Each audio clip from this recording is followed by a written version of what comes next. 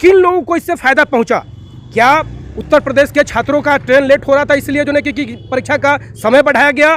क्या उत्तर प्रदेश के छात्र क्वालिफाइंग जो पेपर था हिंदी उसमें वो पास नहीं कर रहे थे इसीलिए हिंदी को हटा दिया गया? क्या इसकी जांच होना बहुत जरूरी है।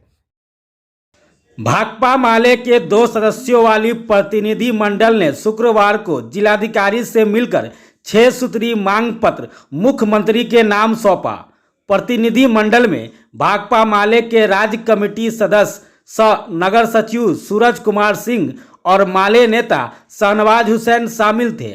माले नेता सूरज कुमार सिंह ने कहा कि हमारी पहली मांग है कि बीपीएससी के द्वारा आयोजित TRE 2 की परीक्षा में CBI जांच करे। दूसरा, बिहार में डोमिसाइल लागू हो। तीसरा, TRE 3 को बंद कर TRE 2 के एग्जाम में शामिल छात्रों से ही 90,000 रिक्ति को पूरा किया जाए। चौथी मांग यह है कि अगर TRE 3 बीपीएससी लेती है तो इस साल के अंत तक के पास करने वाले बिहार के तमाम DLED और B.Ed के छात्रों को शामिल होने की अनुमति दी जाए। पांचवी मांग है कि बिहार के अंदर 15-20 सालों से कार्यरत सभी अधिकारी पदाधिकारी को जिस परीक्षा को पास कर वह आए हैं उस परीक्षा को फिर से पास करें ताकि योग्य और अयोग्य अधिकारी पदाधिकारी की पहचान हो सके और इनको भी परीक्षा में 3 मौका दिया जाए।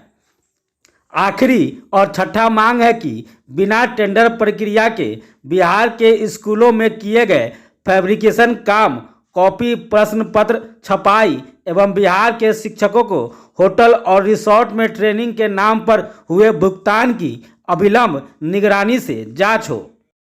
आज हम लोगों ने मुजफ्फरपुर जिलाधिकारी को मुख्यमंत्री के नाम से एक 6 सूत्री मांग पत्र सौंपा है। हम लोगों ने परसों एकजुटता संघर्ष मार्च निकाला था और उसमें कुछ जो बिहार के लोगों की शंकाएं थी उन शंकाओं को हम लोगों ने दूर करने को कहा था। कल बीपीएससी के चेयरमैन अतुल प्रसाद जी प्रेस के सामने मुखातिब थे और कल उन्होंने उस पर कुछ स्पष्टीकरण दिया और उस स्पष्टीकरण में वो कह रहे थे कि मैं उत्तर प्रदेश के किसी छात्र को फ़ायदा जो है नहीं पहुंचाया हूं और मैं बिहार की पढ़ाई किया हूं। तो ये जो स्पष्टीकरण था ये आधा अधूरा उनका स्पष्टीकरण है। बिना आग के धुआं नहीं निकलता है। अगर कहीं पर आग है तब फिर ये धुआं है, तब वो स्पष्टीकरण दे रहे थे।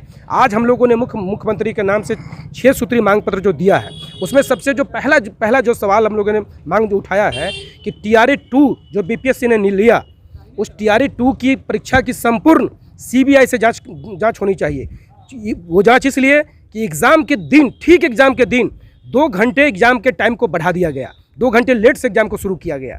दूसरा, जब एग्ज़ाम वो संपन्न हो गया तो उसके बाद कहा गया, रिजल्ट को जांचने के बाद कहा गया कि हिंदी को क्वालिफाई से हटा दिया जाएगा। पहले जो TRE 1 हुआ उसमें हिंदी को पास करना जरूरी था, हिंदी अगर आप पास करते तभी आपका दूसरा पेपर चेक होता, लेकिन उसमें इन्होंने बिल्कुल कॉपी जांचने के बाद ये निर्णय लिया। तो ये दोनों निर्णय लेने के पीछे किन लोगों को इससे फ़ायदा पहुँचा? क्या उत्तर प्रदेश के छात्रों का ट्रेन लेट हो रहा था इसलिए जो है कि परीक्षा का समय बढ़ाया गया? क्या उत्तर प्रदेश के छात्र क्वालिफाइंग जो पेपर था हिंदी उसमें वो पास नहीं कर रहे थे इसीलिए हिंदी को हटा दिया गया? क्या इसकी जांच होना बहुत ज़रूरी है, क्योंकि इसकी जांच अगर नहीं होगी तो फिर ये बात खुलेगा नहीं। पहला तो सवाल यही है कि TRE 2 की संपूर्ण जो है CBI से जांच कराई जाए। दूसरा जो सवाल हम लोगों ने उठाया है कि कल अतुल जी ने कहा कि 12 फरवरी को वो रिटायर कर रहे हैं, इसी 12 तारीख को। तो रिटायर जब आप कर रहे हैं तो आनन फानन में ये TRE 3 का नोटिफिकेशन कैसे जारी हुआ? TRE 3 का जो नोटिफिकेशन आप जारी किए इसमें तो बिहार का कोई नया छात्र शामिल नहीं हो रहा है, क्योंकि TRE 2 का रिजल्ट आने के बाद बिहार में सिर्फ एक सीटेट की परीक्षा हुई और सीटेट की परीक्षा के छात्रों को आप कह रहे हैं कि हम शामिल नहीं होने देंगे। तो बिहार का तो जो जितना छात्र है वो तो TRE 2 में शामिल था।